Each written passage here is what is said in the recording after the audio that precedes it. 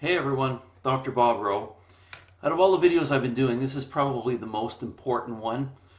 And the reason it's the most important one is because most of us are stuck in it and don't even realize it.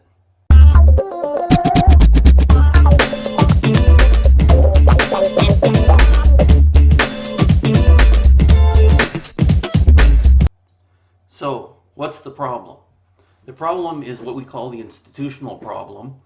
And the institutional problem means that for all the change that is coming up, that is going to happen, and it will happen, there is one big factor getting in the way, and it's continually getting in the way, and that's the institutional problem.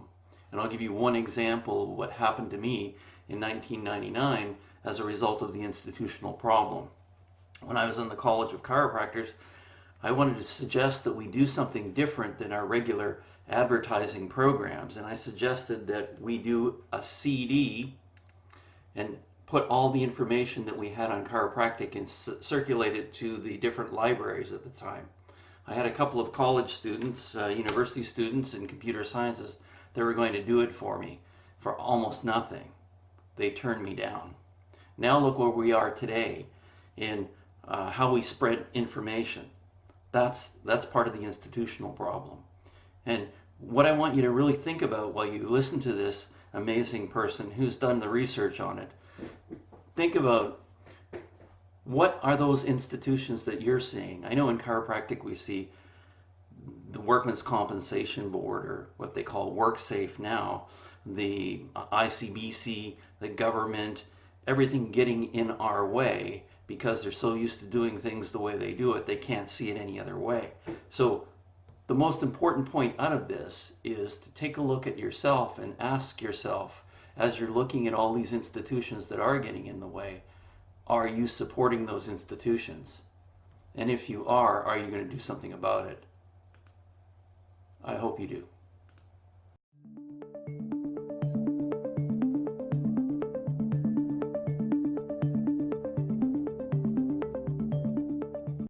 Almost exclusively the last 2-3 years I've been focused on what I call the immune system problem, which is if you try disruptive innovation in a large organization, the immune system will attack you, right? Because all of our organizations are built to resist change and withstand risk.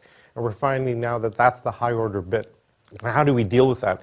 And in sharp contrast in the public sector, our existing policies are the immune system. And we can see in sharp relief what happens with Uber drivers and others over there.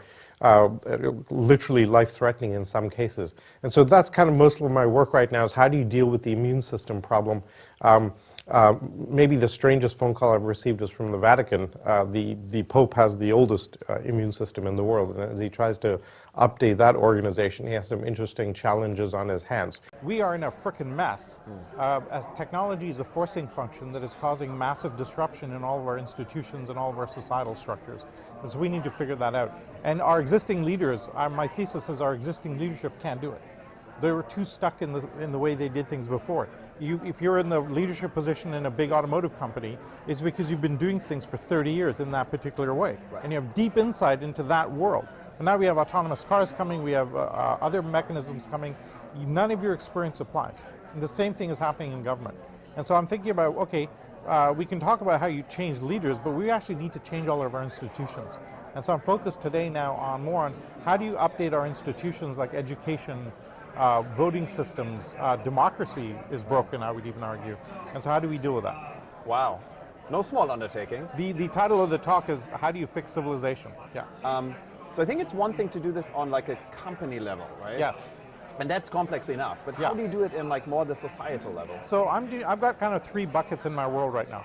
I've got ExoWorks, which runs 10-week sprints inside big companies to solve their immune system problem. Right? If you try disruptive innovation in a big company, the rest of the company attacks you because they're so architected to doing things the old way. So we've solved that problem. We find we run this 10-week process framework, and we can move a leadership culture management thinking 2.5 years ahead in 10 weeks. And the opportunity cost of that is huge. And so we've done that. We piloted it with Procter & Gamble a couple of years ago. We've done it now 7 times, and we've got a company that does that. Then I've said, okay, let's take that and apply it to public sector. Because in the public sector, our existing policies are the immune system. right? You try and update transportation, the taxis fight you. You try and update education, the teachers' unions fight you. And so dealing with that is we've kind of applied it at a city level. And so we've created something called the Fast Track Institute, which runs this and applies this at a city level. And the value proposition is we find we can solve a problem facing a city for about 1/10 the current cost. Right. And so we've done it 3 times in Medellin in Colombia, and we're just starting this week with the mayor of Miami on the future of transportation in Miami. Let me stay there for a second. I find cities really interesting because they're this like linchpin for change in my world, right? We had this. Yeah. So there's a one trend like this. For the first time ever in human history, we're living more in urban context than in rural context. Yeah. Globally, and then cities become more powerful as in a weirdly weakening federal context. Yeah, very right? clear. Yeah. So where do you see that future play out? So we think that, at a local level, if you look at the big cities like Sao Paulo, Mexico City, Tokyo, Shanghai, they're bigger and more complex than any country was 100 years ago. Right. So they're gaining in size and complexity. They have low access to resources of their own. And now we find the world is being run by these city-states rather than nation-states. The whole Brexit, Trump, etc., all of that is not a left versus right issue. It's a rural versus urban issue. That's the voting lines there. And so as we look at that, Banning Garrett, one of our fellow faculty here, who works for the Atlantic Council, made a really profound comment to me. He goes, you guys are interested in solving grand challenges. If you solve grand challenges in cities, then you solve the grand challenge. And then Paul Sappho talks a lot about the rise of the city-state and the de-emphasis of the nation-state. And so we operate at city level because we can get things done, right? Nothing happens at the federal level now for a decade or two, certainly not in the US, and certainly not in Europe. And so we need to operate and we need to act fast. And so we're operating at city level. How do you think the tension between like the city level becoming more powerful, Yeah. the federal level probably weakening in power, but currently exerting a lot of like weird. They're holding, so I'm on- Canadian. Right. You have federal, provincial, or state, and then Yeah. city. The provinces can veto funding down to the city level. So they're basically holding the cities hostage. Wow. So right now you have to pay homage to that, etc. But it's like when you think about middle management is always the stressor in big companies. We need less and less of it today. In the same way we need less intermediary levels of government, and they won't go quietly into the night. And so we see massive tension globally around it. And this is the challenge. You can't change that system easily. It's a log jam. Yeah. So you have to re-architect it from the bottom up. And so that's what we're looking to do. That's amazing. Is there anything that scares you today in terms of like Yeah. the technology, the change we're seeing? So the technology does not scare me, Okay. because we've seen. I have a great little anecdote from eBay. There's an interesting question about, we worry about technology because people might do bad things with them. Okay. Well, if you look at eBay or Craigslist, you can just as easily do good things or bad things. I can just as easily mask my email address, pretend to send you a MacBook, Sure. collect the money, and then vanish. And so you have several of these open systems where people can do good or bad. So anthropologists and sociologists have looked at these systems and said, okay, what's the actual ratio? Right, but good with that. Well, it turns out it's something like 10,000 to 1. So there's 10,000 positive transactions on eBay, same with Craigslist, to every negative one. Yeah. So if that's the case, something like drones, our first instinct is just ban the drones, Right. and then slowly open that tap. What we should be saying is let anybody do whatever the hell they want. Minnesota ice fishermen, go to town. Drones to plant trees, go to town. And then police the negative use cases as they surface. So we're taking way too long to take the advantage of what technology is Right. offering today in all of our institutions. And that stressing point is what we're seeing globally. That's it. 8 years in, 9 years in now, I'm actually profoundly more optimistic than I was then. Way more optimistic So how because comes? of that. What was the- Because of that comment that people fundamentally do good things, Gotcha. and because the upside potential of these new technologies is so profound Yeah. that we have awesome possibilities ahead. Right? The abundance that we'll see in solar and in water and in healthcare and in education. This is going to be unbelievable what happens in this next 10, 20 years. But our existing leadership fundamentally don't get it. And that's a problem.